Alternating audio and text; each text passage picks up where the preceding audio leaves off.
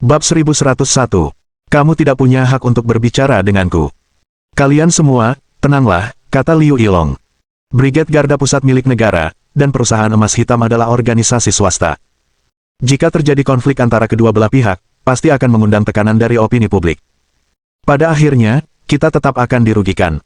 Namun, kita harus membalas dendam. Mereka membunuh rakyat kita dan merampas harta benda kita. Kita tidak bisa membiarkan masalah ini begitu saja. Cao Jiadu menepuk bahu Liu Hong.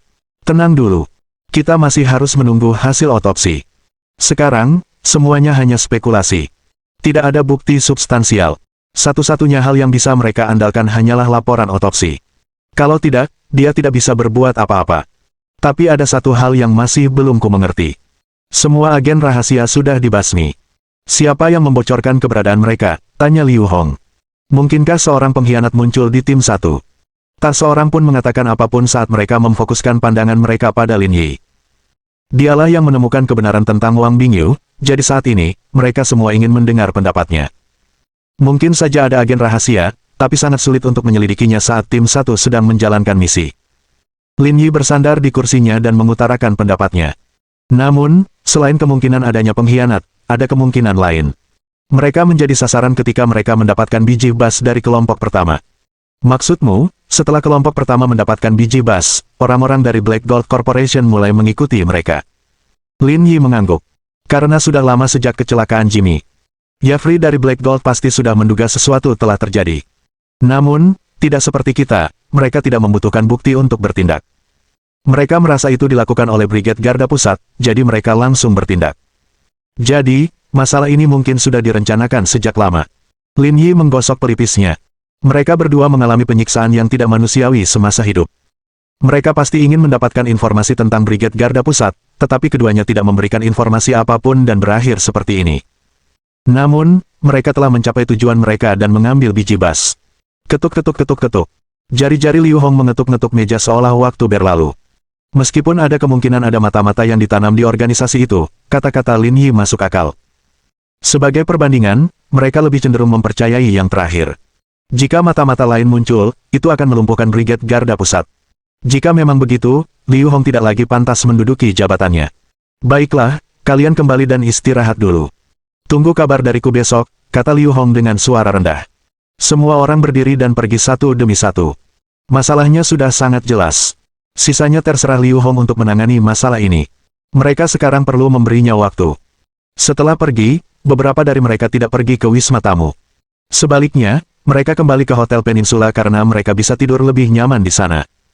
Hari sudah hampir fajar ketika mereka kembali ke hotel. Namun, semua orang benar-benar terjaga. Mereka semua berharap laporan otopsi akan segera keluar. Siang harinya, semua orang berkumpul dan pergi ke ruang makan untuk makan. Tak seorang pun mengatakan apapun dan hanya makan dalam diam. Baru pada pukul 6 sore Liu Hong memanggil semua orang dan mengumpulkan mereka di area garnisun. Bos Liu, bagaimana situasinya? Tanya Qiu Yuluo. Kami menemukan sidik jari 6 orang, tetapi kami masih belum dapat memastikan bahwa itu dilakukan oleh orang-orang dari Black Gold Corporation. Lalu apa yang harus kita lakukan selanjutnya? Kita tidak bisa menunggu di sini selamanya, kan? Tanya Ning Che. Ayo kita kembali ke Yanjing dan adakan upacara perpisahan sebelum menguburkan rekan-rekan kita. Kita selesaikan masalah ini dulu. Semua orang mengemasi barang-barang mereka dan bersiap untuk kembali ke Yanjing. Lin Yi buru-buru memeriksa daftar periksanya. Tidak ada yang terjadi di rumah. Qixian Zhao dan He Yuan bertanggung jawab atas perusahaan, jadi tidak perlu khawatir. Di Happiness Village, kumpulan buah kedua di rumah kaca baru akan siap dipanen dalam beberapa hari. Karena dia tidak ada kegiatan beberapa hari ini, dia bisa pergi ke Yanjing untuk saat ini. Lin Yi mengirim pesan kepada Ji Qingyan, tetapi hanya mengatakan bahwa ia akan pergi ke Yanjing untuk perjalanan bisnis. Ia tidak mengatakan apapun lagi yang membuatnya khawatir. Malam itu, mereka berdua naik pesawat pribadi dan membawa kedua jenazah itu kembali ke Yanjing. Liu Hong memberitahu keluarga korban. Setelah melihat jenazah, kedua keluarga menangis tak terkendali, tetapi mereka segera menerima kenyataan. Mereka semua berasal dari keluarga kaya. Temperamen mereka tak bisa dibandingkan dengan orang biasa. Keesokan paginya, upacara peringatan kecil dan upacara perpisahan diadakan di rumah duka. Setelah dikremasi, abunya dikirim ke Taman Peringatan Martir. Ini merupakan perlakuan khusus yang hanya berlaku untuk Brigade Garda Pusat. Ketika mereka tiba di pemakaman, Lin Yi berdiri di belakang saat tim berbaris untuk mempersembahkan bunga dan mengucapkan selamat tinggal. Dia belum lama berada di Brigade Garda Pusat, jadi perasaannya tidak sekuat yang lain. Karena itu, dia tidak terlalu sedih. Hanya saja dia tidak bisa menerima cara mereka berdua mengorbankan diri mereka. Dalam proses ini, anggota tim 1 juga kembali, namun tidak semuanya. Lin Yi berdiri di belakang kerumunan dan memandang keempat orang di tim 1. Orang yang berdiri di depan adalah ketua tim 1, Wang Mian. Penampilan Wang Mian sedikit berbeda dari apa yang dibayangkan Lin Yi. Tingginya hampir 1,9 meter dan tubuhnya kekar. Potongan rambutnya cepak dan penampilannya biasa saja. Ia berdiri tegak seperti gunung, seolah seluruh tubuhnya dipenuhi daya ledak gunung berapi. Dulu, Lin Yi selalu memperlakukan Wang Mian sebagai orang asing dan tidak punya perasaan apapun terhadapnya. Mereka hampir tidak bisa dianggap sebagai kawan. Namun, keluarga Wang telah muncul beberapa hari yang lalu dan melindungi keluarga Han, yang membuat Lin Yi semakin waspada terhadap mereka. Karena dalam arti tertentu, pria ini sudah berdiri di sisi yang berlawanan dengan dirinya sendiri. 20 menit kemudian, semua orang mengirim bunga satu demi satu dan mundur ke belakang. Pada saat ini, Wang Mian berjalan menuju Lin Yi. "Kamu Lin Yi, yang memecahkan rekorku saat ujian latihan, kan?" "Ya." Lin Yi mengangguk ringan. "Tidak buruk," kata Wang Mian sambil tersenyum. "Kupikir butuh 8-10 tahun bagi seseorang untuk memecahkan rekorku. Aku tidak menyangka seseorang bisa melakukannya dalam 3 tahun. Bekerja keraslah di masa depan. Aku punya harapan besar padamu." Qiu Yuluo dan Ning Che, yang berdiri di samping, tampak sedikit tidak wajar.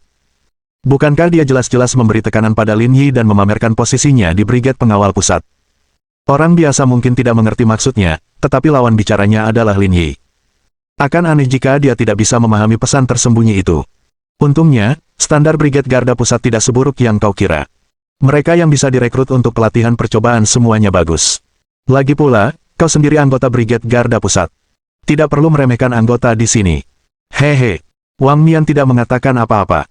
Qin Yanling, yang berdiri di samping, tertawa. Pantas saja kau berani menghajar begitu banyak murid halaman. Kau cukup percaya diri. Meskipun ia telah meninggalkan Brigade Pengawal Pusat, ia pernah menjadi anggota kelompok itu. Ditambah lagi hubungannya dengan Qiu Yuluo, wajar baginya untuk muncul di sini. Lalu kenapa? Apa hubungannya denganmu? Kenapa kamu begitu usil? Tanya Lin Yi. Bagaimana hasil tesmu waktu itu? Lagi pula, aku kan wakil ketua tim, kamu nggak berhak bicara denganku, kan? Bab 1102. Tian Yan ditahan. Katakan lagi kalau berani. Cukup, ini bukan tempat untuk kalian bertengkar. Qiu Yuluo menghentikan mereka. Jika mereka bertempur di tempat yang bermartabat seperti itu, mereka akan dihukum saat kembali. Kedua, dengan keterampilan Qin Yanling, dia mungkin tidak bisa mengalahkan Lin Yi. Bukankah kalian punya dendam sebelumnya?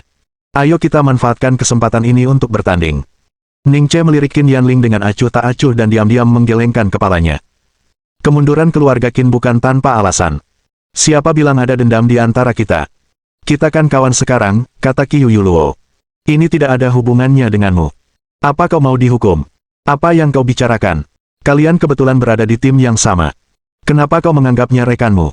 Kamu nggak perlu khawatir soal hubungan kita. Jaga sikapmu.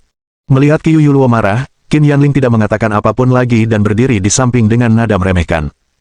Di sisi lain, Wang Mian tetap tenang. Saya harap saya bisa berkesempatan menjalankan misi bersama Anda di pulau ini di masa mendatang. Brigade Garda Pusat bukanlah tempat untuk mengumpulkan sampah. Bukankah melelahkan bicara seperti itu? Kalau mau pamer, lakukan saja secara terbuka. Setidaknya aku masih bisa menghormatimu sebagai seorang pria. Sambil berbicara, Lin Yi menunjuk kedua batu nisan di depannya. Kedua rekanmu terluka. Alih-alih merenungkan apa yang salah, kau malah datang kepadaku untuk mengkonfrontasiku. Apa gunanya semua ini? Atau kau tahu ini akan terjadi dan malah kembali hanya untuk berpura-pura? Begitu kata-kata ini diucapkan, perhatian semua orang terfokus pada Wang Mian. Apakah Lin Yi mencurigai bos mereka sebagai agen yang menyamar? Dalam sekejap, Wang Mian ditempatkan dalam posisi pasif. Pada momen sensitif ini, siapapun akan malu disebut mata-mata. Omong kosong apa yang kau katakan, kata Wang Mian dingin. Itu cuma kecurigaan, oke. Kenapa kamu begitu bersemangat? Bukankah kamu sedang mengekspos dirimu sendiri dengan bereaksi begitu keras, kata Lin Yi. Baiklah, kamu juga boleh mencurigaiku, tapi kita lihat saja apakah ada yang percaya padamu. Baiklah, diamlah, kata Liu Hong. Wang Mian tidak mengatakan apa-apa lagi. Ia hanya berdiri di samping dan tidak melanjutkan masalah ini lebih jauh. Ada apa dengan mereka berdua? Mereka langsung bermusuhan begitu bertemu, gumam Qiu Yuluo. Lin Yi sudah menghajar banyak orang sebelumnya. Masalah ini sudah menyebar ke kalangan generasi kedua yang kaya di negara ini. Wang Mian adalah bos mereka. Lin Yi juga berasal dari Zonghai, jadi wajar saja kalau dia tidak menyukainya. Ning Che hanya setengah benar. Separuh lagi kebenciannya adalah karena Lin Yi bersiap menyerang keluarga Han. Jika rencana ini berhasil, kekuatan keluarga Liang akan meningkat, yang akan sangat merugikan perkembangan keluarga Wang di masa depan. Tak lama kemudian, semuanya beres dan semua orang kembali ke pangkalan Brigade Garda Pusat. Pertemuan internal lainnya diadakan. Wang Mian, apa pendapatmu tentang operasi ini? Tanya Liu Hong dengan suara rendah. Saya tidak menyangka hal seperti ini akan terjadi. Mungkin saja kami sudah menjadi sasaran sejak awal, dan itulah yang menyebabkan semua ini. Wang Mian mengatakan apa yang dipikirkan orang lain. Dia tidak menyangka ada mata-mata di tim itu. Malah, dia merasa ada yang salah sejak awal. Selanjutnya, kami akan menyelidiki masalah ini sendiri dan mencoba menemukan akar permasalahannya. Setelah itu, kami akan menemukan pembunuhnya. Kesampingkan dulu masalah Pulau Tilia. Selidiki masalah ini sekuat tenaga. Kalau kalian tidak bisa menemukan pembunuhnya atau petunjuk apapun, kalian bisa berhenti jadi ketua tim. Oke. Aku akan menyelidiki masalah ini dengan serius. Setelah itu, Liu Hong menatap semua orang di ruang konferensi. Saya sekarang mengumumkan bahwa Brigade Garda Pusat telah memasuki keadaan darurat dan akan siap bertindak kapan saja. Ya, rapat ditutup. Lin Yi terdiam. Apa itu keadaan darurat? Apa yang membuat mereka begitu bersemangat? Setelah pertemuan berakhir, Lin Yi dan Ning Che keluar bersama. Lin Yi bertanya, ada apa dengan keadaan darurat? Mau baca buku panduan peraturan Brigade Garda Pusat? Tanya Ning Che. Buku itu menekankan pentingnya untuk tidak bermalas-malasan, fokus pada latihan, dan selalu siap menghadapi tantangan. Jadi begitulah intinya. Kupikir akan ada pelatihan seperti di militer. Awalnya memang ada aturan seperti itu, tapi kami segera menyadari bahwa efeknya tidak terlalu bagus, kata Ning Che. Lagi pula, semua anggota Brigade Garda Pusat telah menguasai metode bertarung mengerahkan kekuatan di dantian. Latihan tradisional hampir tidak menunjukkan peningkatan, jadi kami berfokus pada latihan mandiri. Namun, ini bukan permainan anak-anak. Kalian tetap harus serius. Lin Yi mengangguk. Dimengerti. Masalah ini sudah diserahkan kepada tim 1 untuk ditangani. Kurasa tidak ada lagi yang perlu kita lakukan, kata Ning Che. Ada tempat yang ingin kamu kunjungi. Aku akan mentraktirmu. Aku masih ada urusan di rumah, aku mau kembali ke Zonghai. Lin Yi melihat arlojinya. Waktu sudah menunjukkan lewat pukul 2 siang. Jika ia bergegas, ia akan tiba di Zonghai sekitar pukul 5. Baiklah, aku akan mengantarmu pergi. Aku tidak akan berdiri berbasa-basi denganmu, ring, ring, ring. Sebelum Lin Yi sempat menyelesaikan kalimatnya, ponsel di sakunya berdering. Itu dari Qi Xianzhao. Presiden Lin, ada sesuatu yang terjadi, kata Qi Xianzhao. Perusahaan kami di Meiguo telah terbongkar. Sudah disegel oleh departemen terkait. Kudengar mereka bahkan membatasi perjalanan Direktur Tian. Mendengar berita ini, Lin Yi tertegun sejenak. Tian Yan dilarang bepergian. Ya, Departemen Perdagangan telah menyita perusahaan kami, dengan alasan kami dicurigai melakukan penipuan komersial, kata Qi Xianzhao. Dan ini telah berkembang menjadi insiden diplomatik. Saya tidak bisa menghubunginya lagi. Kamu nggak perlu khawatir. Fokus aja dulu sama perusahaan. Aku yang urus sisanya. Setelah menutup telepon, ekspresi Lin Yi sangat jelek. Dia tidak bisa memahaminya. Rasanya sangat aneh.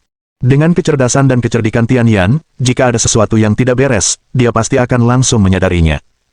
Tidak mungkin dia begitu diam dan tidak menunjukkan tanda-tanda aktivitas. Lagi pula, dalam panggilan telepon sebelumnya, ia sudah mengatakan bahwa pekerjaan di Meiguo telah selesai. Hanya ada beberapa tugas lain yang tersisa untuk diselesaikan. Alasan mengapa dia belum kembali adalah karena dia ingin memberikan dirinya istirahat dan bersantai selama setengah bulan sebelum kembali. Lin Yi tidak akan keberatan dengan permintaan seperti itu. Malahan, dia sangat senang. Dia masih ingin bepergian, yang berarti situasi di Meiguo normal. Kalau tidak, dia tidak akan bersikap seperti ini. Namun kini, semuanya tiba-tiba berubah seperti ini. Sungguh tak terduga. Dia bahkan tidak punya waktu untuk bereaksi. Ini juga hal yang paling aneh. Kenapa tiba-tiba diam? Apa kau memikirkan sesuatu? Tanya Ning Che. Tidak apa-apa. Ayo pergi dulu. Antar aku ke bandara. Aku sedang terburu-buru. Ayo pergi. Melihat Lin Yi sedang dalam suasana hati yang buruk, Ning Che tidak membuang waktu lagi dan bersiap untuk mengantarnya ke bandara. Kring kring kring. Itu adalah panggilan dari Shen Sui. Kamu di mana? Apakah kamu bisa bicara? Bab 1103. Paranoid.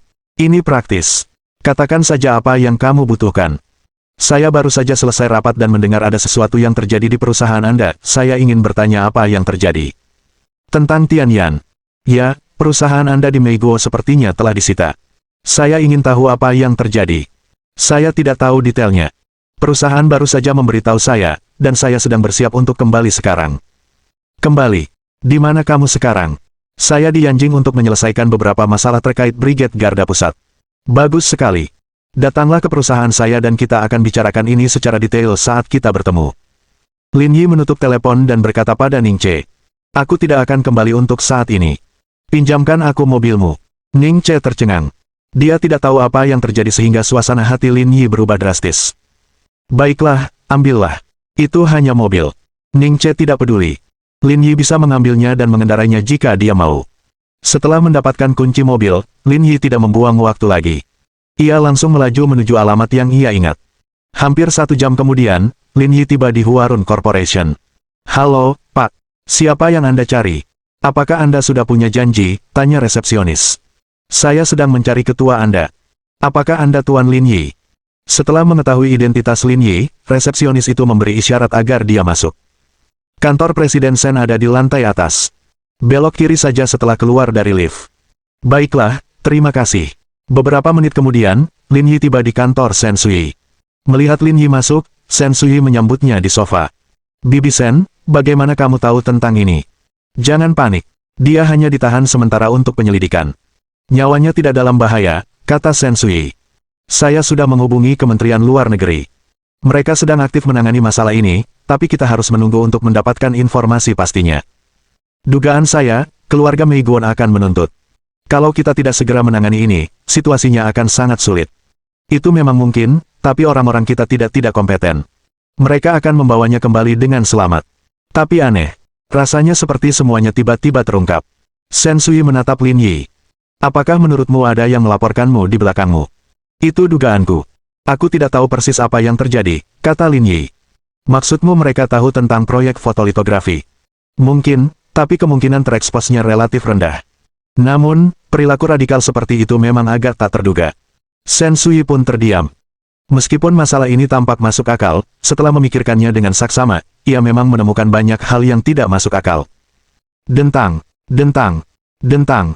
Tepat saat mereka berdua mendiskusikan tindakan balasan, terdengar ketukan di pintu kantor Shen Sui. Shen Sui menjawab. Seorang pria parubaya berusia 40-an masuk sambil membawa laptop. Nama pria itu adalah Guo Chunxiang, dan dia adalah wakil presiden Huarun Group. Apakah ini tentang proyek di Basil? Aku ada urusan lain, aku akan menunggumu nanti. Ini bukan tentang proyek itu, kata Guo Chunxiang. Bukankah tadi Anda memberi saya daftar untuk mengawasi perusahaan-perusahaan yang disebutkan? Dari 15 perusahaan, saya meragukan 14 di antaranya. Namun, baru saja, informasi negatif tentang kondisi keuangan mereka yang tidak stabil dan kemampuan riset dan pengembangan yang tidak memadai terungkap. 6 dari perusahaan-perusahaan ini sudah terdaftar, dan pasar secara keseluruhan mulai menurun. Situasinya sangat suram. Lebih lanjut, penulis artikel tersebut secara khusus menunjukkan bahwa semua perusahaan ini diinvestasikan oleh Lingyun Group. Hal ini berdampak berbeda-beda pada perusahaan-perusahaan seperti Longxin dan Didi, menyebabkan mereka kehilangan nilai lebih dari 5 miliar dalam sekejap. Hah, ini ada hubungannya dengan grup Lingyun. Mendengar kata-kata Lin Yi, Guo Chunxiang tertegun sejenak. Shen Sui memperkenalkan. Dia Lin Yi, Presiden Lingyun Group. Setelah mengetahui identitas Lin Yi, Guo Chunxiang buru-buru mengulurkan tangannya. Halo, Presiden Lin, saya sudah banyak mendengar tentang Anda. Halo, senang bertemu denganmu. Lin Yi juga mengulurkan tangannya sebagai jawaban. Apa yang baru saja kamu bicarakan? Mengapa grup Lingyun terlibat? Begini. Setelah pertemuan puncak semikonduktor, saya mulai memperhatikan sekitar 40 perusahaan tempat Anda berinvestasi dan menyiapkan laporan evaluasi tentang bisnis mereka, kata Shen Sui. Sayangnya, sebelum laporan evaluasi selesai, semuanya menjadi kacau. Lin Yi mengambil laptop dari Guo Chunxiang dan memeriksa isinya. Ia mendapati bahwa serangan itu tampaknya sangat terfokus. Dengan kata lain, mereka menargetkan Lingyun Group. Aku yakin akan hal ini. Pasti ada yang melakukan sesuatu di balik layar, kata Lin Yi. Metodenya juga sangat brilian.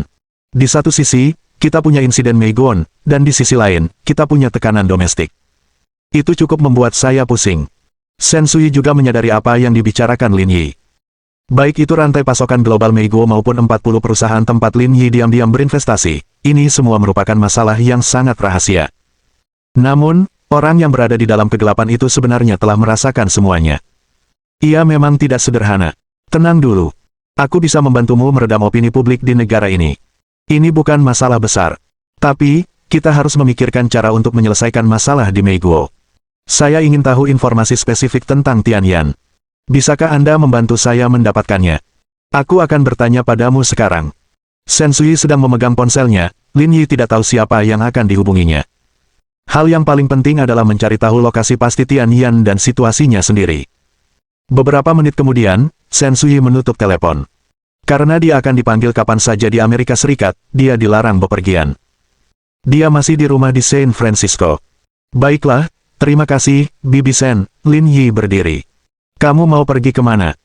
Perjalanan ke Meiguo, dia bekerja untukku. Kalau terjadi sesuatu, aku harus membawanya kembali. Lelucon apa ini? Sensui berdiri dan menghentikannya. Kau bos di balik layar Tianyan. Masalah ini mungkin juga akan bocor. Saat itu tiba, mereka bisa menahanmu hanya dengan sepatah kata. Dampaknya terhadap Ling Yun Group dan proyek mesin fotolitografi akan tak terkira. Bibi Sen, jangan khawatir, aku tahu mereka seperti apa, tidak akan terjadi apa-apa padaku. Itu tidak akan berhasil. Tapi aku harus pergi, kata Lin Yi tegas.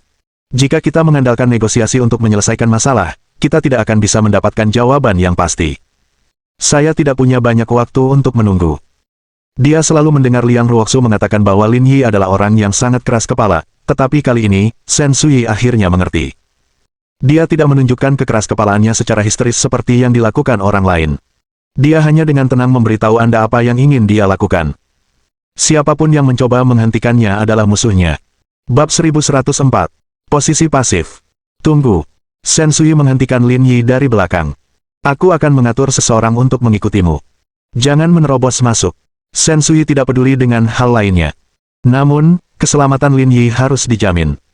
Dari sudut manapun ia melihatnya, ini adalah tindakan pencegahan yang diperlukan. Selama setengah jam berikutnya, Sensui terus menelepon orang-orang. Lin Yi tidak tahu siapa yang dihubunginya, tetapi jika tebakannya benar, mereka semua adalah orang-orang terkenal. Kalau tidak, dia tidak akan menggunakan identitasnya sebagai nyonya muda keluarga Liang untuk memberitahu orang lain tentang hal ini. Sekitar 1 jam kemudian, seorang pria dan seorang wanita tiba di kantor Sensui satu demi satu. Mereka berdua berusia sekitar 40 tahun. Mereka berdua memancarkan aura cendekiawan yang pendiam. Lin Yi, izinkan saya memperkenalkan Anda, kata Sensui. Ini kepala bagian bisnis, Wang Hanshan. Panggil saja Direktur Wang. Yang satunya Direktur Zhao. Sutradara Wang, Direktur Zhao. Lin Yi berjabat tangan dan menyapa mereka. Tidak perlu terlalu sopan. Kita semua berada di pihak yang sama. Kita tidak bisa hanya berdiam diri dan menonton ketika hal seperti ini terjadi, kata Wang Hanshan. Jika kita tidak menangani masalah ini dengan serius, kita tidak akan bisa menerimanya. Kalau begitu, mari kita berangkat sekarang dan mencoba menyelesaikan masalah ini sesegera mungkin. Tentu. Sebelum pergi, Sensui menarik mereka berdua ke samping dan memberi mereka beberapa instruksi lagi sebelum mengirim mereka ke bawah. Setelah mengendarai mobil ke bandara, mereka bertiga menaiki pesawat melalui jalur komersial. Setelah naik pesawat, Lin Yi menelepon Ji Qingyan dan menceritakan secara singkat apa yang telah terjadi. Ji Qingyan sudah menduga Lin Yi akan segera menangani masalah ini. Namun, ia baru menutup telepon setelah berulang kali mengingatkan Lin Yi untuk menjaga keselamatannya sendiri. Lin Yi, kemarilah sebentar. Setelah pesawat lepas landas, Wang Hanshan meneleponnya. Ada apa? Meskipun kami ikut denganmu kali ini, rencana perjalanannya agak istimewa. Lebih baik kau tidak menggunakan kekuatan pribadimu untuk menyelesaikan masalah ini karena tidak seserius yang kau kira. Kau tidak perlu terlalu mengkhawatirkan keselamatannya. Aku tahu itu. Aku akan mendengarkan arahan Direktur Wang dan Direktur Zhao sepanjang waktu. Sebaiknya kau berpikir seperti itu. Singkatnya, jangan gegabah. Banyak hal harus ditangani dengan bijaksana. Kita akan berusaha sebaik mungkin untuk menyelesaikan masalah ini. Baiklah, maaf merepotkan kalian berdua. Meskipun Lin Yi hanya seorang pengusaha, Wang Hanshan dan Zhao Xia sangat sopan padanya. Berdasarkan identitas individu saja, Lin Yi mungkin berada di posisi yang lebih rendah. Namun, ia mendapat dukungan dari keluarga Liang, yang membuat situasinya cukup unik. Lebih dari 10 jam kemudian, pesawat mendarat di San Francisco, Kalia. Karena ini adalah negosiasi bisnis, penduduk setempat yang bertanggung jawab sudah menunggu untuk menyambut Wang Hanshan dan Zhao Xia. Selain itu, Wang Hanshan juga memperkenalkan identitas Lin Yi. Setelah mengetahui identitas Lin Yi, Josem, penanggung jawab urusan terkait, berinisiatif mengulurkan tangan. Ia seperti teman lama, tanpa menunjukkan tanda-tanda licik. Namun, orang-orang di belakangnya berbisik satu sama lain dan memeriksa ulang Lin Yi beberapa kali. Orang ini kemungkinan besar akan menjadi tokoh kunci dalam negosiasi nanti dan harus diperlakukan dengan serius. Setelah turun dari pesawat, rombongan orang itu tiba di balai kota di San Francisco. Bapak Wang, Ibu Zhao, dan Bapak Lin, saya sangat senang kalian ada di San Francisco. Saya harap masalah ini bisa diselesaikan secara damai, kata Joseph sopan. Kami datang ke sini dengan ide yang sama. Kami tidak ingin masalah kecil ini memengaruhi persahabatan kami. Anda benar. Namun, 3 bulan yang lalu, perusahaan semikonduktor Koron, yang dikendalikan oleh Nona Tianyan, mulai membeli komponen semikonduktor dalam skala besar dan mengirimkannya ke Huaxia. Ini merupakan pelanggaran terang-terangan terhadap peraturan terkait kami, jadi kami menahannya. Tindakan kami wajar dan sah. Tapi setahu saya, Koron Semiconductor Company didirikan oleh Presiden Intel, Andy Grove. Itu tidak ada hubungannya dengan Nona Tian. Josem mengangkat bahu, ekspresinya dramatis. Tidak. Andy Grove hanya tersihir olehnya, itu saja. Itulah sebabnya dia melakukan semua ini. Dan kami punya cukup bukti. Kau harus percaya pada kami. Lin Yi menopang kepalanya dengan satu tangan, wajahnya tanpa ekspresi. Perkataan Josem dengan jelas memperlihatkan rasa superioritasnya.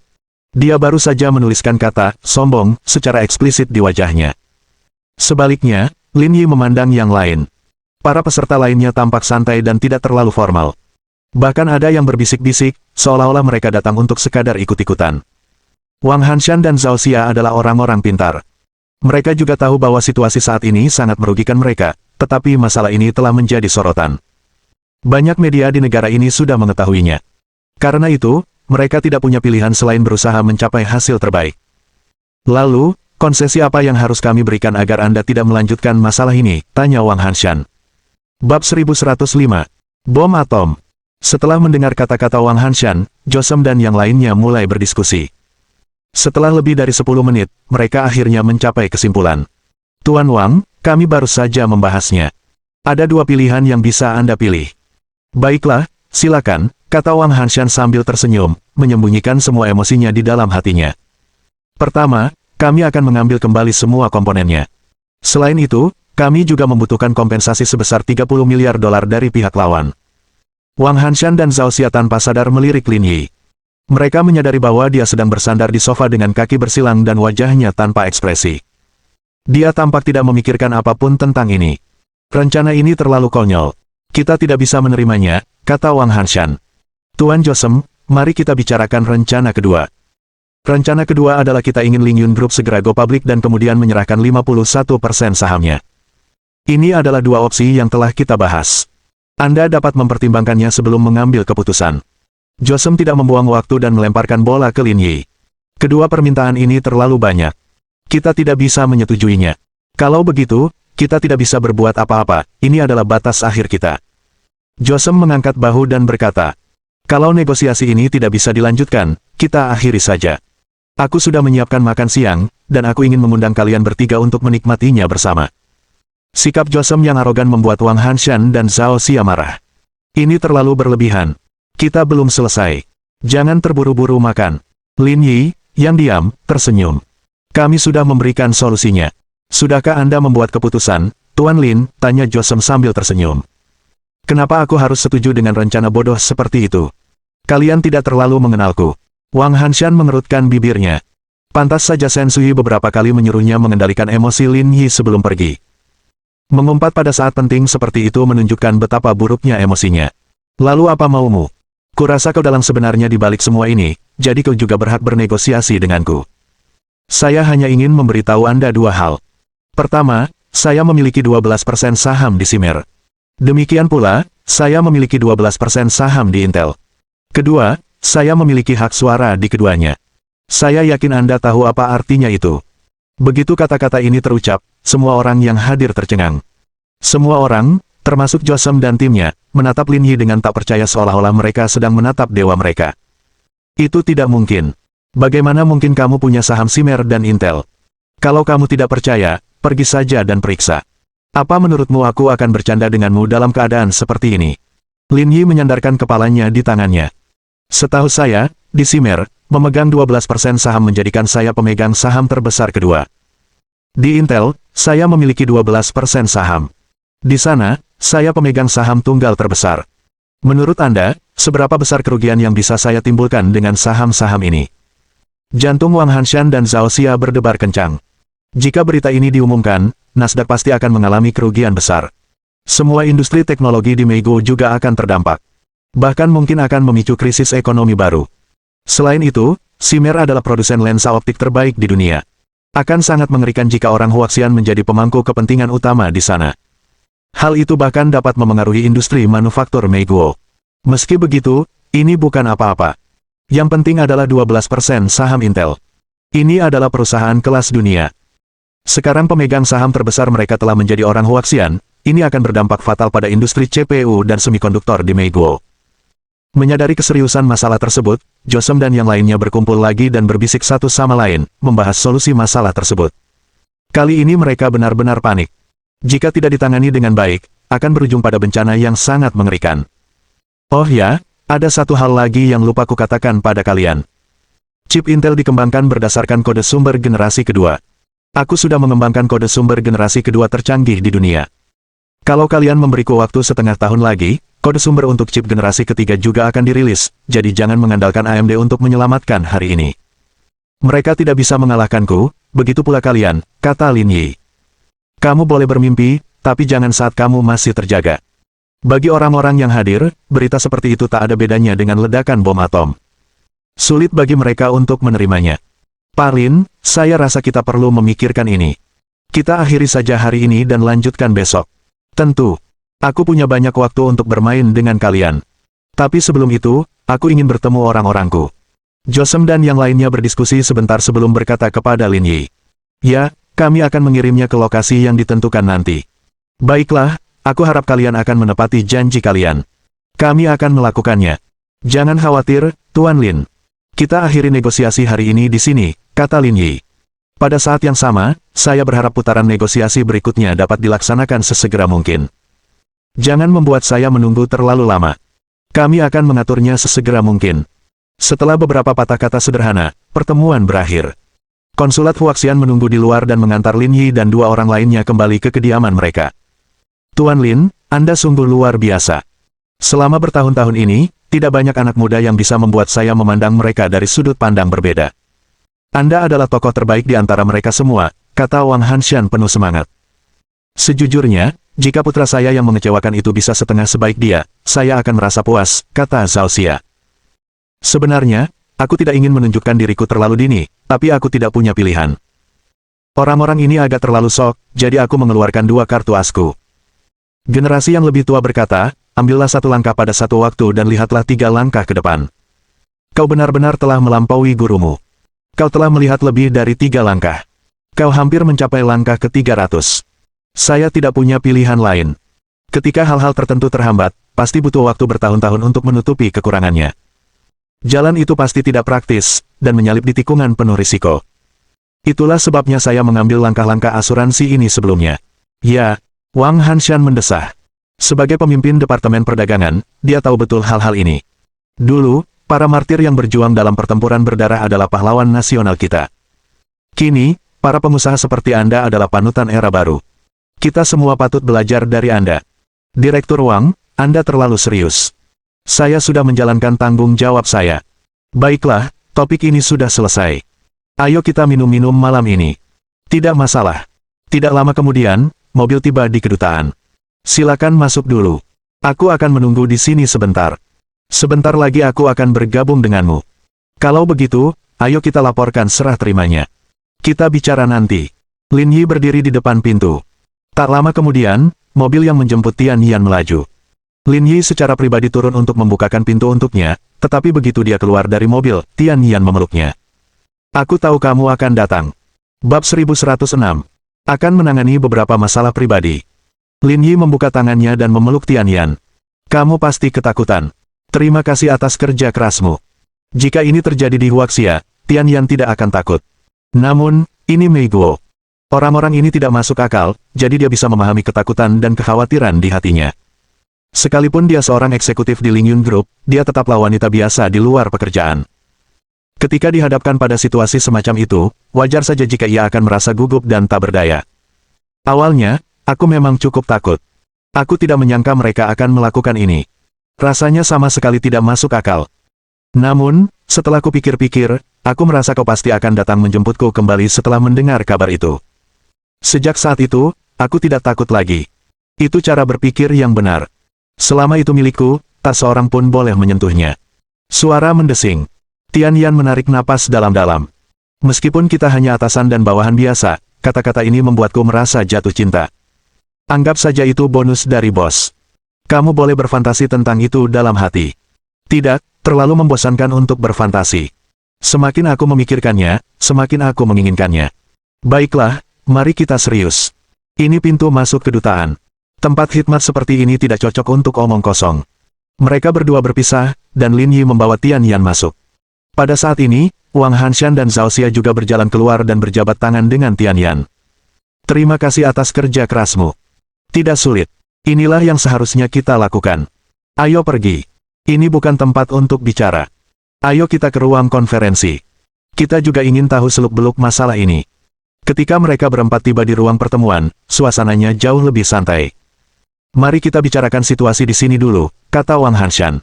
Ini terjadi terlalu tiba-tiba. Saya menduga Anda telah dilaporkan. Apakah Anda menyinggung orang lain dalam proses pengadaan global? Sebenarnya tidak demikian. Semua tindakan kami wajar dan sah. Semua proyek pengadaan komersial dijalankan sesuai prosedur yang berlaku di sini. Kami tidak melanggar kepentingan siapapun, kata Tianyan. Oleh karena itu, saya pikir ada dua kemungkinan. Tenang saja. Tidak perlu terburu-buru, kata Zhao Xia. Pertama, mungkin karena Mei Guo. Dahulu kala, untuk membatasi perkembangan Tiongkok, mereka diam-diam melakukan serangkaian gerakan kecil. Kali ini, mereka memutuskan untuk tidak berpura-pura lagi dan langsung menyerang kita. Ini memang mungkin, karena trik rahasia kecil mereka memang sangat tidak tahu malu, kata Zhao Xia. Poin kedua adalah apa yang baru saja dikatakan Direktur Wang. Seseorang melaporkan kami, tetapi saya rasa orang yang melaporkan kami bukan dari Mei Guo karena setiap proyek yang saya kerjakan sangat bersih dan tidak ada yang salah dengan mereka.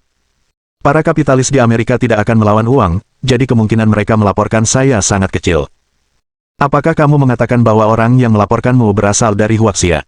Karena Lingyun Group berkembang terlalu cepat dan mengganggu kepentingan banyak orang yang iri pada bos kami, sehingga mereka melaporkan kami.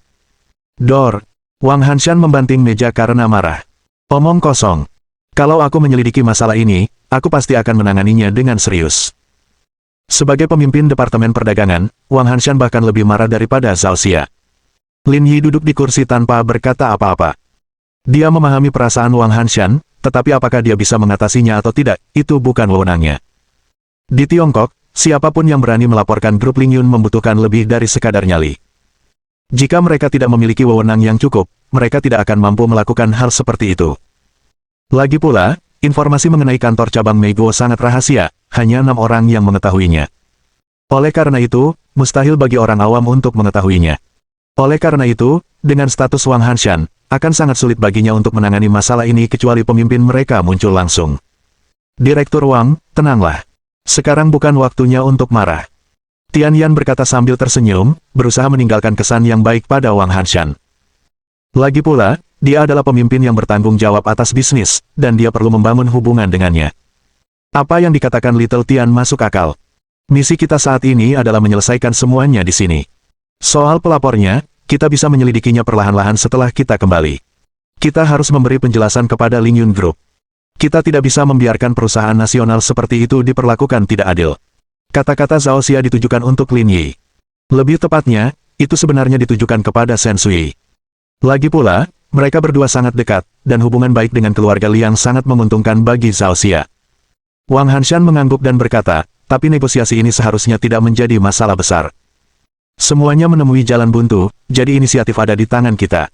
Kalau begitu, mari kita akhiri pembahasan ini. Bagaimanapun, ini bisa dianggap sebagai solusi yang memuaskan. Ini adalah berkah tersembunyi, kata Zhao Xia. Benar sekali, kata Wang Hanshan sambil berdiri. Ayo kita makan dulu. Direktur Tian juga sudah kembali. Ini saat yang tepat untuk menenangkannya. Presiden Lin dan aku harus minum-minum. Kita anggap saja ini sebagai perayaan. Kedengarannya bagus. Saat mereka selesai makan, waktu sudah menunjukkan lewat pukul 4 sore. Lin Yi merapikan pakaiannya dan bersiap untuk pergi. Kamu mau pergi kemana? Aku mau keluar untuk melakukan sesuatu. Aku akan kembali nanti. Tetaplah di sini dan jangan berlarian. Lin Yi tahu betul seperti apa Mei Guan. Mereka mungkin menyesali keputusan mereka kapan saja. Namun, selama Tian Yan tinggal di sini, ia akan aman. Tidak ada yang berani menyentuhnya, atau mereka akan memulai konflik antara kedua negara. Tapi tidak aman bagimu untuk keluar saat ini. Jangan khawatir, mereka tidak bisa menahanku di sini. Tetaplah di sini. Dengan itu, Lin Yi pergi tanpa menoleh ke belakang, bersiap untuk melakukan urusannya sendiri. Setelah keluar rumah, Lin Yi pergi membeli koper besar dan pergi ke bank untuk menarik uang 5 juta dolar AS.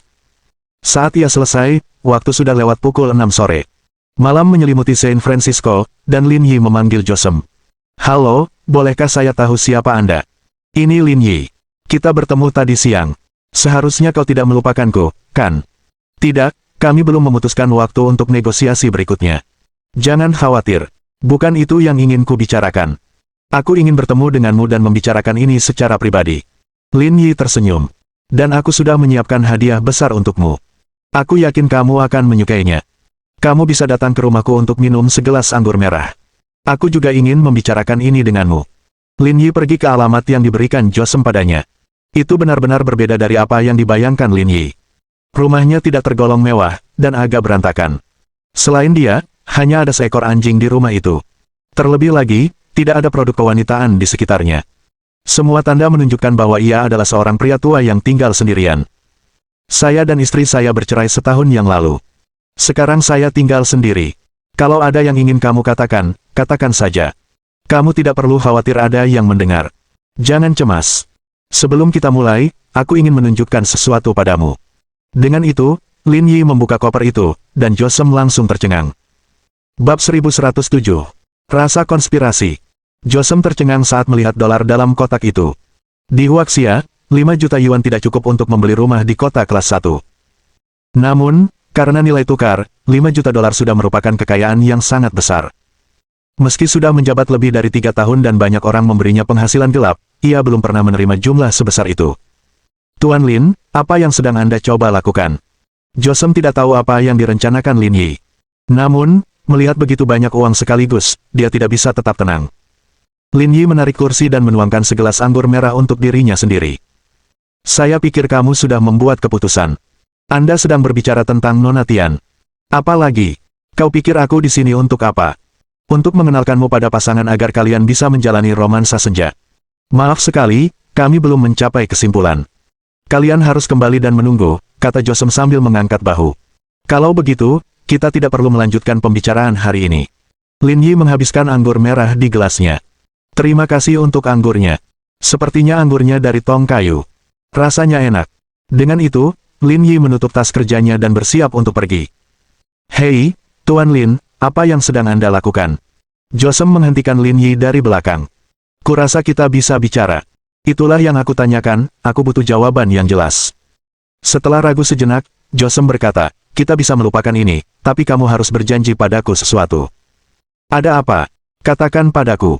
Jangan gunakan saham Anda di Simer dan Intel untuk mengganggu perkembangan bisnis Meiguo. Haha. Lin Yi tersenyum. Kalian para Meiguon sungguh lucu. Kalian diam-diam menghalangi orang lain, tapi kalian tidak bisa membiarkan orang lain menghalangi kalian. Bukankah itu terlalu bermuka dua? Josem tidak benar-benar tahu apa arti bermuka dua, tetapi dia bisa menebak bahwa Lin Yi mengutuk dirinya sendiri karena egois. Aku bukan yang bertanggung jawab atas ini, jadi aku tidak bisa berbuat apa-apa, kata Josem polos. Tapi kuharap kau bisa melakukannya.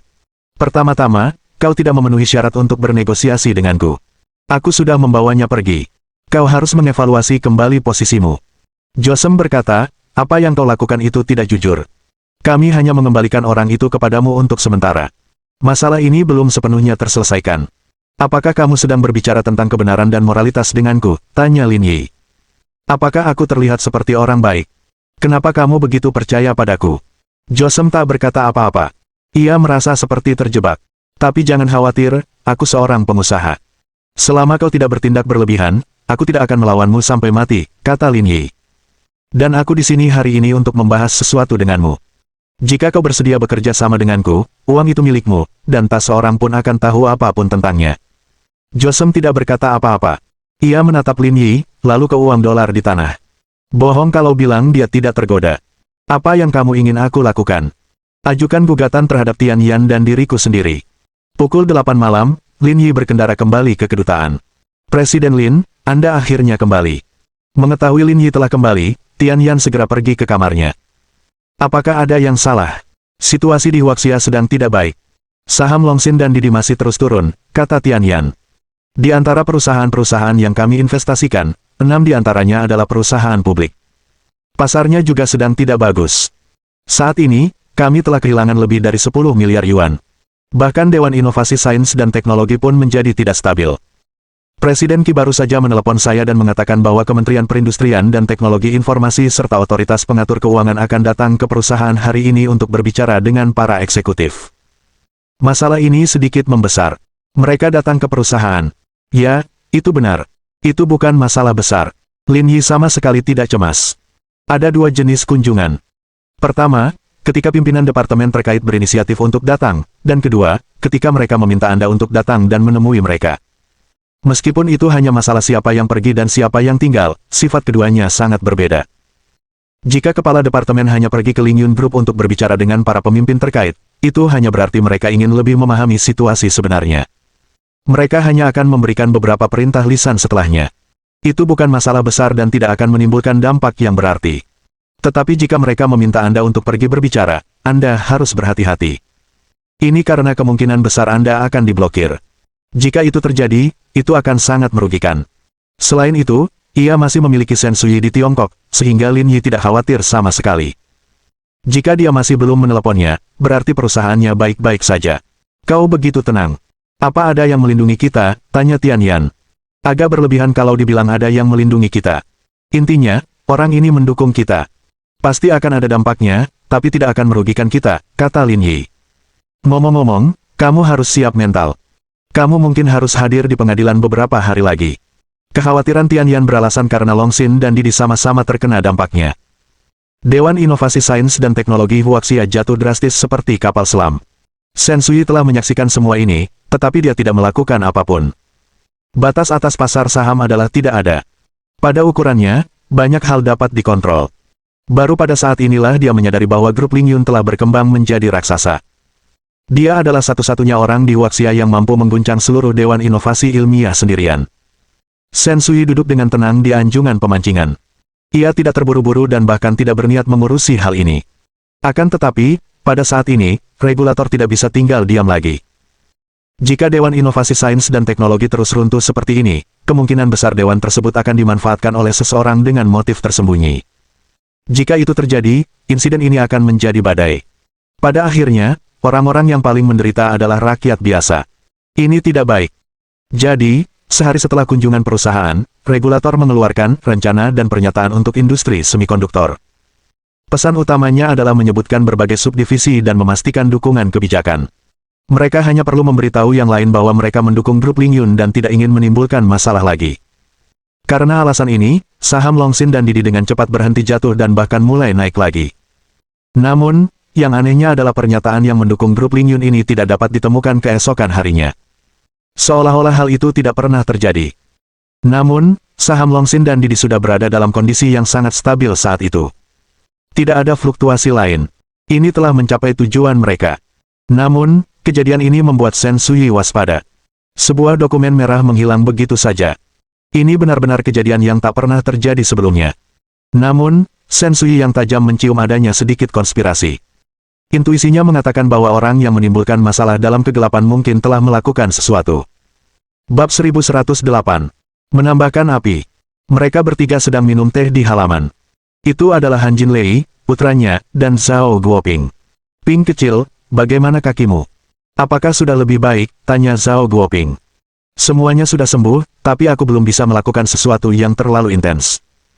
Aktivitas intens yang dimaksud Han Renping bukanlah aktivitas orang biasa, melainkan pertempuran berintensitas tinggi. Lagi pula, dia pernah ikut serta dalam persidangan Brigade Garda Pusat. Sayang sekali. Kalau tidak, kau pasti sudah bisa masuk Brigade Garda Pusat sekarang. Jangan sebut dia, kata Han Renping, masa depanku hancur karenanya. Dengan situasi Han Renping saat ini, dia akan memiliki kesempatan untuk dipilih ketika Brigade Pengawal Pusat mengadakan sidang lagi. Namun kini, Lin Yi telah menjadi anggota Brigade Pengawal Pusat dan bahkan menjadi wakil ketua tim. Dengan adanya pria ini di Brigade Garda Pusat, dia tidak perlu bergabung. Zhao Guoping menyesap tehnya. Aku tahu kamu punya dendam di hatimu. Bukankah kita harus menghadapinya dengan baik? Menghadapinya? Bagaimana? Tanya Han Renping. Terlepas dari identitasnya sebagai anggota Brigade Garda Pusat, prestasinya di dunia bisnis saja sudah cukup untuk membuatnya tak terkalahkan. Selain itu, ia didukung oleh keluarga Liang. Dengan mereka sebagai pendukungnya, tak akan mudah bagi siapapun untuk menyentuhnya. Memang benar, tapi kalau dipikir-pikir lagi, tidak ada yang perlu ditakutkan, kata Zhao Guoping. Brigade Garda Pusat memang tempat di mana ia bisa menyadari nilainya sendiri dan maju dengan cepat. Namun, itu harus menunggu sampai ia telah memberikan kontribusi yang cukup dan dapat kembali hidup-hidup.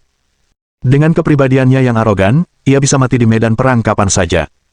Kau tidak perlu khawatir tentang ini. Aku tahu. Han Renping mengangguk, bagaimana dengan keluarga Liang? Dengan mereka yang melindungi Lin Yi, kita tidak bisa berbuat apa-apa padanya. Itu tentu saja mempersulit masalah ini, kata Zhao Guoping. Alasan keluarga Liang melindungi Lin Yi adalah karena masih ada keuntungan yang bisa diperoleh darinya. Jika nilai komersialnya hancur, keluarga Liang tidak akan melindunginya lagi. Tapi masalahnya, akankah keluarga Liang menyaksikanmu menghancurkan nilai bisnis Lin Yi dengan mata kepala mereka sendiri?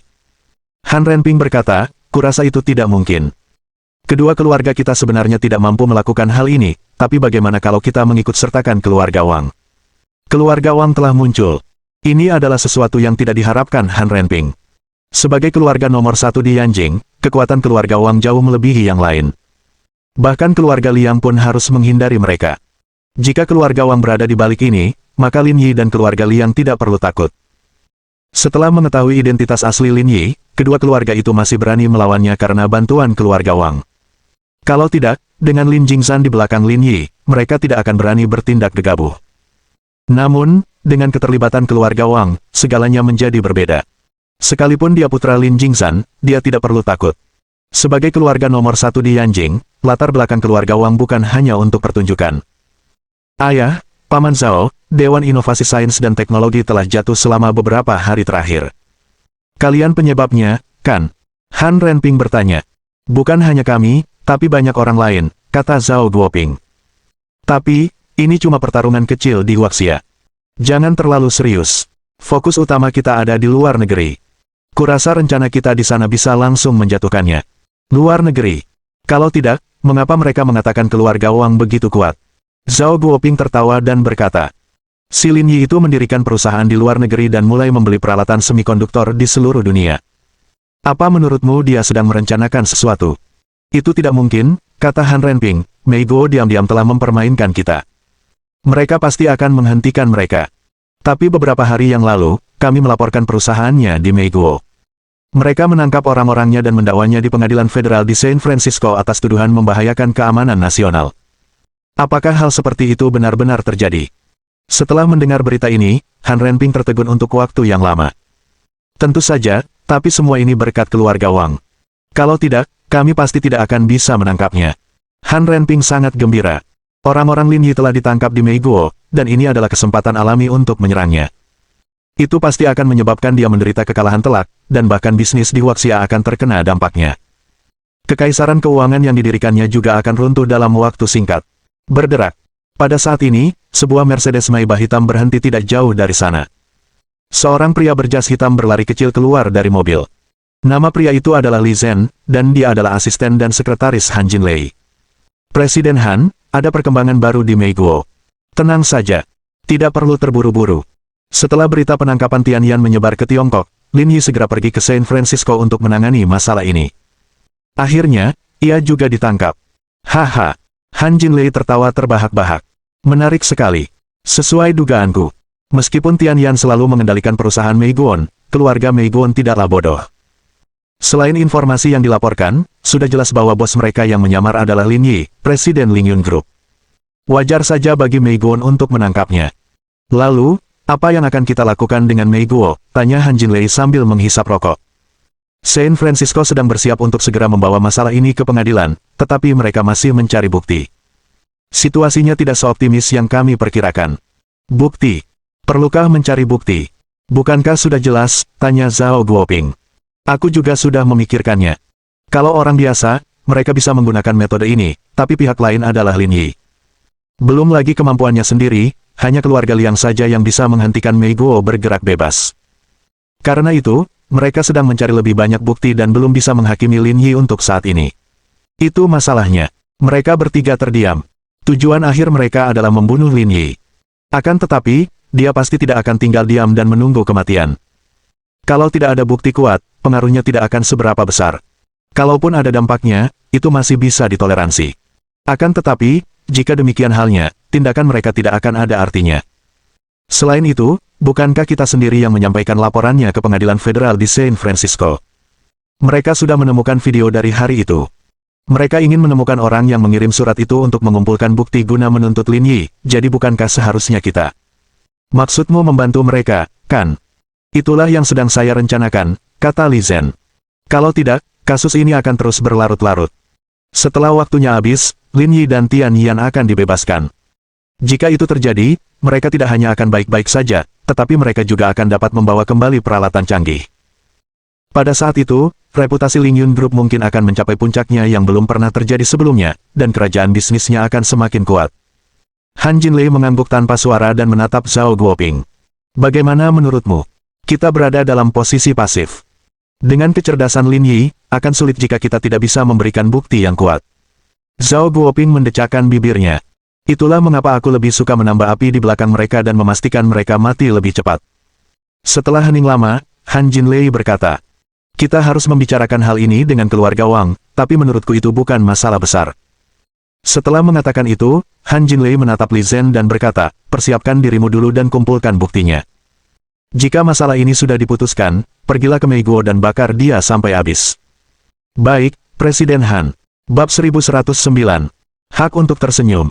Selama 3 hari berikutnya, kehidupan Lin Yi dapat dikatakan santai dan nyaman. Tidak seperti Tian Yan yang hanya bisa tinggal di kedutaan, dia akan pergi berjalan-jalan dan bahkan pergi ke pantai untuk berselancar. Seperti yang dijanjikan, semua orang menunggu panggilan ke pengadilan persatuan San Francisco. Kasus tersebut akan disidangkan dalam 3 hari. Setelah mendengar berita ini, Lin Yi segera menelepon Josem. Ada kemajuan. Seseorang bersedia bersaksi bahwa mereka memiliki cukup bukti untuk membuktikan bahwa Anda pelakunya. Oleh karena itu, pengadilan federal siap untuk mengadili kasus ini. Di mana orang itu? Bolehkah saya bertemu dengannya? Tanya Lin Yi. Kurasa itu tidak akan berhasil. Kami hanya berkomunikasi lewat telepon. Dia tidak mau datang lebih awal. Kalau kamu mau bertemu dengannya, kamu harus menunggu sampai sidang. Baiklah, aku mengerti. Setelah beberapa patah kata sederhana, Lin Yi menutup telepon dan mulai bersiap untuk sidang. 3 hari berlalu dengan cepat, tetapi Lin Yi tetap bersikap rendah hati.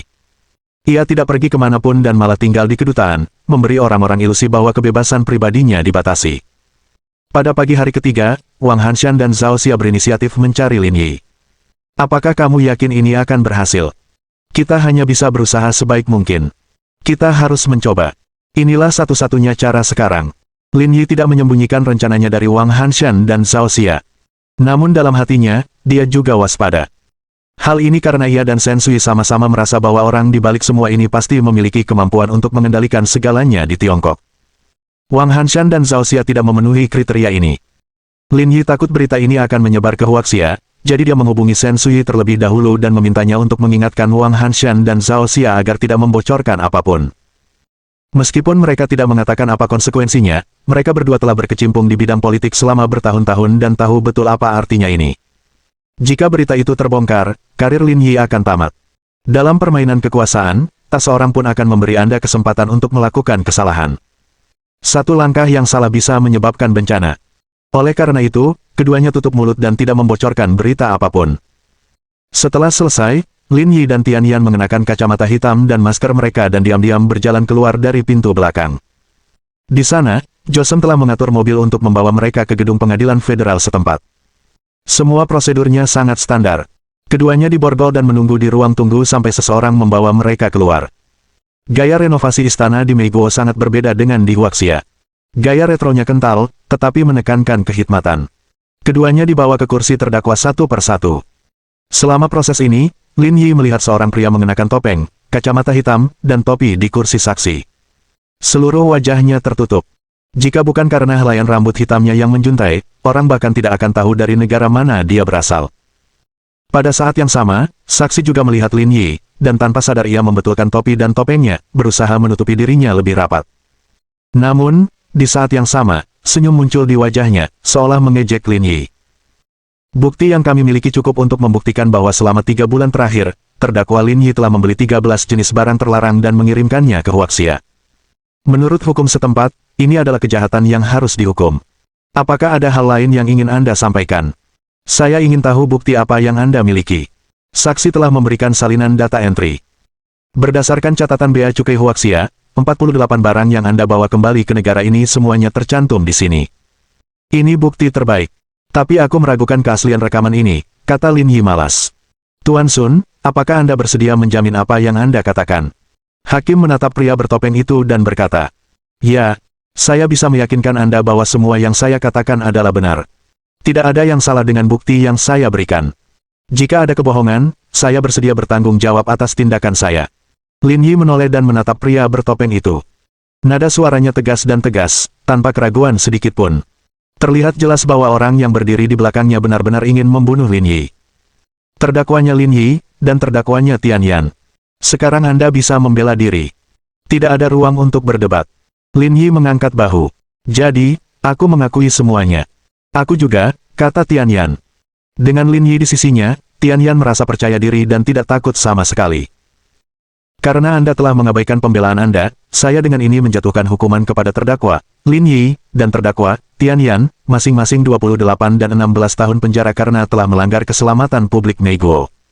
Mendengar putusan pengadilan, pria bertopeng itu menghela napas lega. Tidak ada hasil yang lebih baik dari ini. Sidang berakhir, dan Lin Yi serta Tian Yan dibawa keluar. Pria bertopeng itu menyesuaikan topeng dan topinya dan bersiap untuk pergi. Tepat pada saat itu, 2 polisi berbadan besar berjalan mendekatinya. Maaf, Tuan Sun, Anda belum bisa pergi. Anda harus ikut dengan kami. Aku sudah memberikan semua buktinya.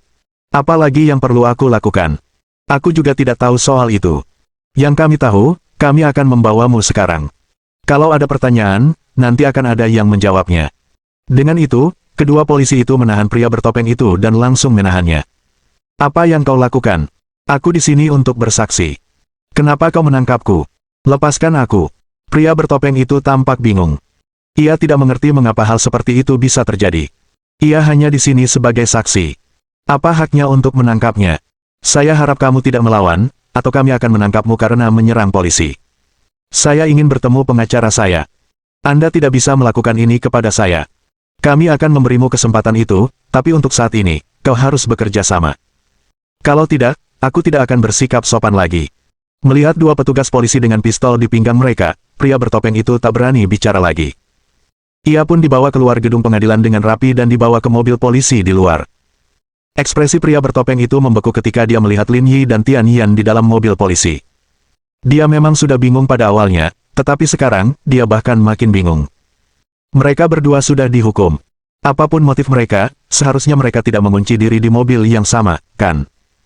Kebetulan sekali, kamu juga tertangkap, kata Lin Yi sambil tersenyum. Mereka menangkapku karena kesalahpahaman. Seharusnya kau pikirkan dulu situasimu. Entah itu kau atau grup Ling Yunmu, semuanya sudah berakhir. Aku bingung kenapa kau bisa tersenyum. Petik 2. Ding ding ding dang dang. Borgol di tangan Lin Yi terjatuh. Apakah menurutmu aku punya hak untuk tersenyum sekarang? Bab 1110. Aku bukan orang baik. Pria bertopeng itu tercengang oleh pemandangan di depannya. Ia membelalakan matanya dan terdiam lama. Kamu sudah ditangkap. Siapa yang melepas borgolmu? Sampai di sini, apa kau tidak mengerti apa yang sedang terjadi? Lin Yi tersenyum. Dari awal sampai akhir, ini cuma sandiwara. Apa kau pikir aku akan ketahuan? Apakah aku sebodoh itu? Kata-kata Lin Yi membuat kepala pria bertopeng itu berdengung. Baru saat itulah ia menyadari bahwa ia telah jatuh ke dalam perangkap. Atau lebih tepatnya, seluruh keluarga Wang, keluarga Han, dan keluarga Zhao telah jatuh ke dalam perangkapnya, situasinya sudah sampai pada titik ini. Kurasa aku tidak perlu bersembunyi lagi. Coba kulihat siapa dirimu. Lin Yi menanggalkan semua pakaian pria itu, memperlihatkan seorang pria kurus berusia 30-an. Kulitnya agak gelap, dan ada kerutan di sudut matanya. Dia tidak terlihat seperti orang normal. Apa sebenarnya yang akan kamu lakukan? Lin Yi tidak menjawab langsung, melainkan mengambil sebuah kotak hitam dan membukanya. Ada 3 botol kaca di dalamnya, berisi sekitar 10 ml cairan transparan. Di samping botol kaca terdapat beberapa jarum suntik. Gerakan Lin Yi lambat, seolah-olah dia tidak terburu-buru sama sekali. Ia merobek kemasannya dan merakit alat suntik beserta isinya. Kemudian, ia mengambil botol kaca dan menyedot cairan di dalamnya ke dalam alat suntik. Aku tidak suka bicara omong kosong. Jawab saja apapun yang kutanyakan. Ekspresi pria bertopeng itu berubah drastis. Dia tahu betul apa yang ada di dalamnya. Begitu ia terinfeksi benda ini, akan sulit baginya untuk menyelamatkan diri. Saat itu, Tian Yan memegang ponselnya dan bersiap merekam percakapan mereka. Ini akan menjadi bukti yang sangat berguna. Matahari, Sun Fengchen. Siapa yang menyuruhmu datang ke sini? 1-1 tidak bisa mengatakan itu. Sun Fengchen sangat ketakutan hingga tubuhnya gemetar. Istri dan anak-anakku ada di tangan mereka. Jika rahasia ini terbongkar, seluruh keluargaku akan mati. Kau tidak punya pilihan. Jika kau tidak bekerja sama denganku, seluruh keluargamu akan berakhir sepertimu, kata Lin Yi. Orang yang mendukungmu itu bukan orang baik. Aku sama saja dengan mereka. Malahan, aku lebih buruk dari mereka. Dibandingkan dengan kematian yang bersih, seharusnya lebih mengerikan terinfeksi ini, kan? Tidak, jangan. Li Zhen yang memintaku datang. Dia yang mengirimku untuk melakukan ini. Sun Fengchen tidak ragu lagi dan mengungkapkan semua yang diketahuinya. Dia tidak takut mati, tetapi dia takut melibatkan istri dan anak-anaknya. Seperti yang telah dikatakannya, terinfeksi oleh benda ini bahkan lebih menakutkan daripada kematian. Siapa Li Zhen? Dia asisten Han Jinlei dan orang kepercayaannya. Dia bertanggung jawab penuh atas masalah ini. Dialah yang meminta saya untuk datang dan menyerahkan semua bukti ke pengadilan federal. Han Jinlei, Han Jinlei. Lin Yi bergumam seraya senyum tak kentara muncul di wajahnya. Di mana Li Zhen ini? Dia ada di Hotel Wyndham di San Francisco, kamar 1102, kami sepakat untuk bertemu di sana. Setelah kasus pengadilan selesai. Petik 2. Lin Yi mengeluarkan jarum suntik. Sun Fengchen terengah-engah. Perasaan selamat dari musibah dan dipermainkan orang lain sungguh mengerikan. Lin Yi membuang jarum suntik itu sambil tersenyum dan keluar dari mobil bersama Tian Yan. Apa yang harus kita lakukan sekarang, Tuan Lin? Apakah kita perlu melepaskannya? Tanya polisi di dalam mobil. Cari tempat untuk mengurungnya. Lalu aku akan membawanya pergi. Ingat, jangan biarkan dia menghubungi siapapun untuk sementara waktu.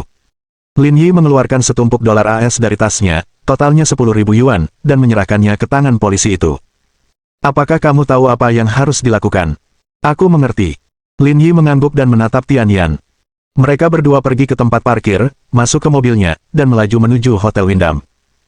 Pada saat ini, Li Zhen berdiri di depan jendela lebar dari lantai hingga langit-langit, menunggu Sun Fengchen menghubunginya. Pada saat ini, Li Zhen memegang gelas anggur di tangannya tanpa merasa khawatir sama sekali. Sekarang setelah buktinya meyakinkan, tidak mungkin Lin Yi bisa kembali. Bagaimanapun, ini Mei Guo. Mereka semua tidak masuk akal. Adapun Sun Fengchen, istri dan anak-anaknya berada di tangannya. Sekalipun diberi 100 nyali, ia tak akan mengkhianatinya. Tidak ada celah dalam rencananya.